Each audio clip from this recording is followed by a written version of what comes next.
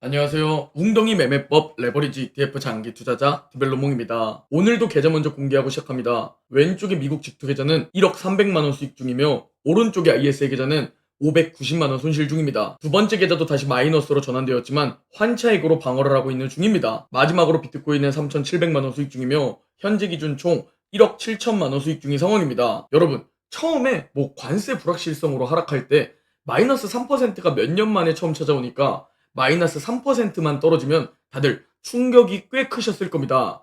그런데 이제는 마이너스 5% 폭락도 몇 번 찾아오고 플러스 10% 상승도 찾아오고 워낙 변동성이 코인처럼 심하다 보니까 이제 마이너스 3.5% 하락, 마이너스 4.3% 하락에도 점점 무뎌져 가는 우리를 볼 수 있습니다. 이젠 마이너스 3% 정도는 아주 귀여운 수준이며 요즘 코인이 미국 주식처럼 변동성이 없고 미국 주식이 코인 시장처럼 엄청난 변동성을 보여주고 있는 참 아이러니한 상황을 볼 수 있습니다. 여러분, 그리고 제가 어제 영상 마지막 부분쯤 뭐라고 말씀드렸는지 기억나시나요? 네, 아직 기회는 끝나지 않았다 라는 말씀을 드렸는데요. 오늘은 이에 대한 이야기를 해볼까 합니다. 무조건 더 떨어질 것이다 이런 이야기가 아니라 냉정하게 나스닥 12% 폭등, S&P 500 9.5% 폭등을 분석해 보겠습니다. 자, S&P 500이 과거 9% 이상 상승했을 때 이걸 빨간색 동그라미로 표시했습니다. 이걸 자세히 보시면 보이실 겁니다. 네, 분명히 매우 좋은 웅주 분할 매수 타이밍, 그 어딘가에서 폭등이 찾아오기는 했습니다. 여기에 분명히 무릎 아래도 맞습니다.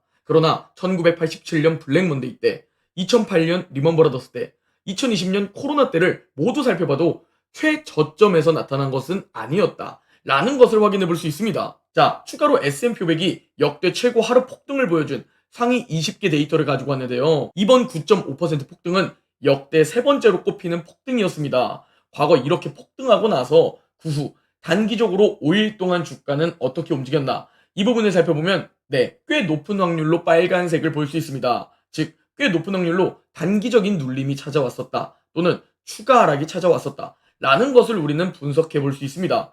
그래서 기회는 아직 끝나지 않았다 라고 말씀드렸던 것이죠. 그러나 1년 뒤를 바라보면 20번의 데이터 중 19번은 지금보다 결국 훨씬 더 크게 상승했었다 라는 것을 우리는 또 확인해 볼 수 있습니다. 즉, 단기적인 관점에서는 한 번 정도 더 하락이 남아있을 수 있다 또는 눌림이 있을 수 있다 라고 바라볼 수 있지만, 장기적으로 바라보면 어쩌면 이번 웅덩이의 마지막 기회가 될 수도 있다 라는 관점으로 바라볼 수도 있습니다. 그리고 이걸 주가 추이로 한번 살펴보면 코로나 최저점일 때의 급반등을 제외한다면 마지막 바닥을 찍으러 약 마이너스 10% 정도 더 떨어졌던 주가 추이들을 확인해 볼 수 있습니다.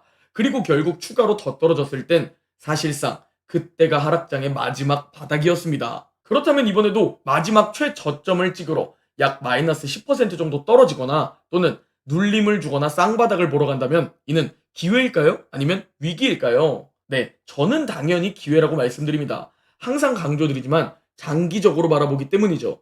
개인적으로 올해 미국 주식을 매우 좋은 웅주의 해로 보고 있습니다. 자, 종합해서 정리해드리겠습니다. 추가로 떨어지게 된다면 마지막 개미털기가 세게 올 가능성이 있다 라고 여러분이 생각해 주시면 되고, 올지 안 올지는 맞출 수 없고 어디까지 떨어질지도 맞출 수 없습니다. 단지 떨어지면 기회라는 것만 알 수 있죠. 그리고 코로나 데이터를 가지고 설명드리겠습니다. 저기 파란색 구간으로 표시된 구간 보이시죠? 네, 지금과 매우 유사합니다. 마이너스 5% 하락, 플러스 5% 상승, 마이너스 9% 하락, 플러스 9% 상승, 마이너스 12% 하락, 다시 플러스 9% 상승. 지금처럼 말도 안 되는 코인과 같은 변동성을 보여주었는데 결국 바닥 그 어딘가에서 이런 패턴이 보입니다. 다만 여기서 개미들은 다 털려나가죠. 왜? 마이너스 10% 하락하면서 서킷 브레이커에 걸리고 다음날 9% 상승하면서 드디어 찐 반등인가? 기대를 가지면 바로 마이너스 12% 다시 폭락시켜버리면서 패닉에 빠뜨리기 때문입니다. 그렇게 청산될 사람들 다 청산되고 개미들 역시 다 공포에 던지면 바닥을 찍고 기막히게 반등하기 시작합니다. 현재 주가 변동성을 보면 마이너스 4%, 마이너스 6% 하락 후 플러스 9.5% 폭등을 보여줍니다. 그리고 어제 마이너스 3.5% 하락했죠. 이런 엄청난 변동성은 블랙 먼데이 때를 보나 리먼 브라더스 때를 보나 코로나 때를 보나 대략적으로 한 800론몽쯤 그때 나타났었습니다. 그리고 어제 소비자 물가지수 CPI 발표가 있었는데 인플레이션이 예상치를 하회하며 너무 좋은 데이터가 나왔습니다. 그럼에도 시장이 하락하는 이유는 트럼프 관세가 영향을 끼치기 전 데이터이기에 시장은 오히려 지금 인플레이션 상승을 더 걱정하고 있다 라는 해석을 해볼 수 있습니다. 그리고 이 영향과 중국이 미국 국채를 던지고 있다는 루머, 또 트레이더들의 청산으로 어제 단기채는 하락했지만 장기채는 오히려 상승하며 10년물 국채금리는 어느새 4.5%를 눈앞에 두고 있고 30년물 국채금리는 어느새 5%를 눈앞에 두고 있습니다. 그리고 국채금리의 상승을 절대 용인할 수 없는 트럼프는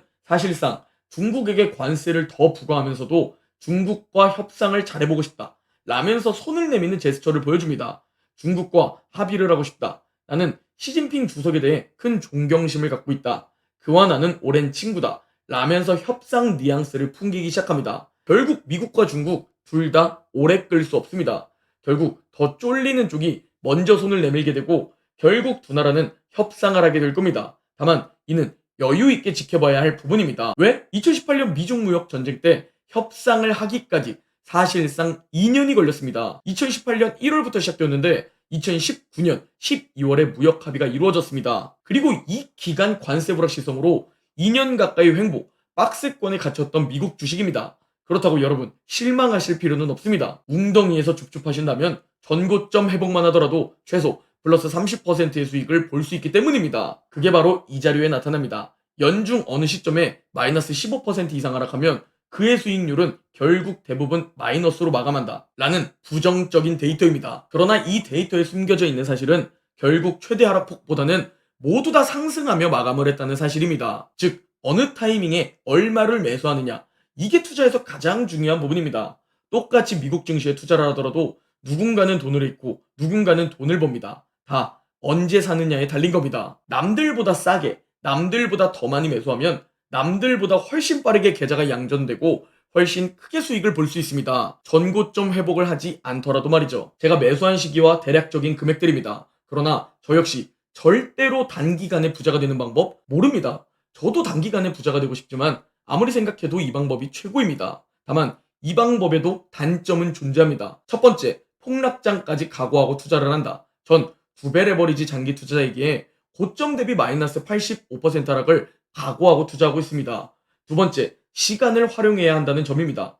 빠르게 부자가 되고 싶지만 그러기 위해선 아이러니하게도 시간을 활용해야만 하죠. 현재 5년째 투자를 하고 있고 매일매일 공부를 하고 있지만 이 방법보다 확실하면서도 부자가 될 수 있는 방법을 못 봤습니다. 다른 방법이 있다면 저 역시 그 방법으로 투자하고 여러분들에게 그 방법을 공유드리겠지만 이론과 실전은 다릅니다. 실전에서는 이 방법이 최고라는 확신이 있죠.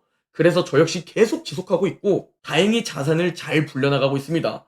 그 과정에서 마치 주식시장과 똑같이 제 자산도 오름과 내림을 반복합니다. 그러나 결국은 제 자산도 또 신고가를 찍어주더라고요.